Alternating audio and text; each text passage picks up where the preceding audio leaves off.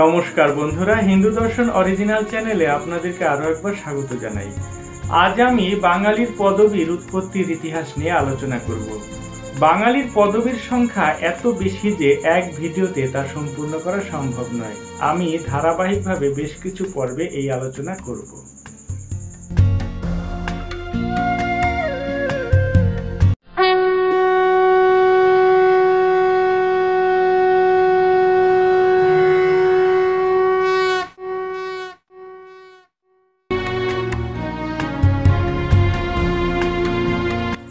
চৌধুরী একটি উপাধি।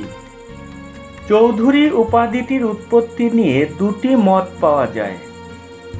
বেশিরভাগ ঐতিহাসিকগণ মনে করেন চৌধুরী শব্দটি এসেছে সংস্কৃত চতুর্ধারী শব্দ থেকে।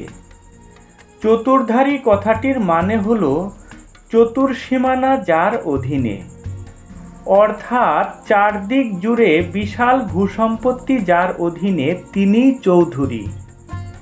ভারত, বাংলাদেশ এবং পাকিস্তানের অধিকাংশ জমিদারদের উপাধি হল চৌধুরী।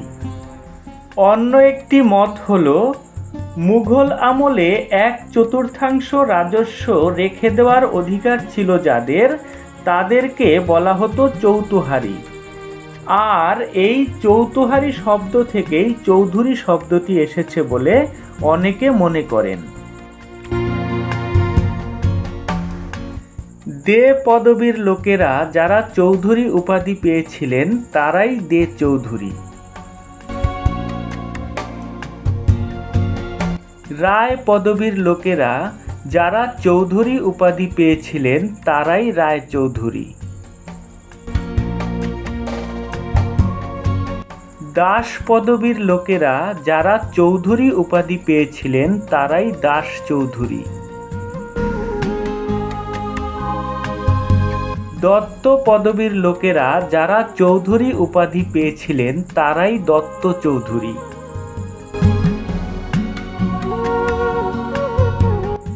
বিশ্বাস পদবীটি বাংলার নবাবী আমলের উৎপত্তি বলে মনে করা হয়। নবাবদের বিশ্বস্ত খাস অনুচর হিসেবে কাজ করতেন যারা, তারাই বিশ্বাস পদবী পেয়েছিলেন। এটি একটি পেশাভিত্তিক পদবী। নিয়োগী কথাটির মানে হল নিয়োগকর্তা। মুঘল আমলে বিভিন্ন দপ্তরে যারা নিয়োগকর্তা হিসেবে কর্মরত ছিলেন তারাই নিয়োগী পদবী পেয়েছিলেন বলে মনে করা হয়। গোস্বামী কথাটির মানে হল গো সম্পদের অধিপতি, অর্থাৎ প্রচুর গো সম্পদের মালিক যিনি, তিনিই গোস্বামী। এটি মূলত বৈষ্ণবদের পদবী। এছাড়াও ব্রাহ্মণ, কায়স্থ, মাহিষ্য, বৌদ্ধ এবং নমশূদ্রদের মধ্যেও এই পদবী দেখা যায়।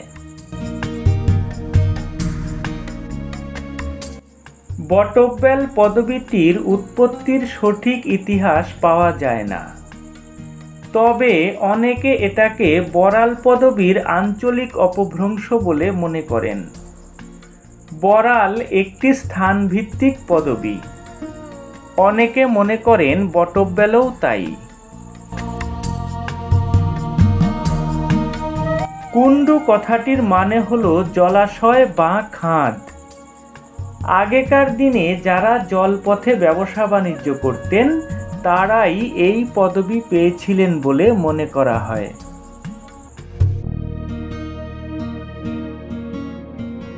শীল কথাটি এসেছে শ্লীল কথা থেকে।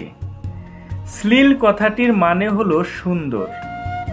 মানুষকে সুন্দর করে তোলার কাজে নিয়োজিত ছিলেন যারা, তারাই শীল। এটি একটি প্রাচীন পদবী।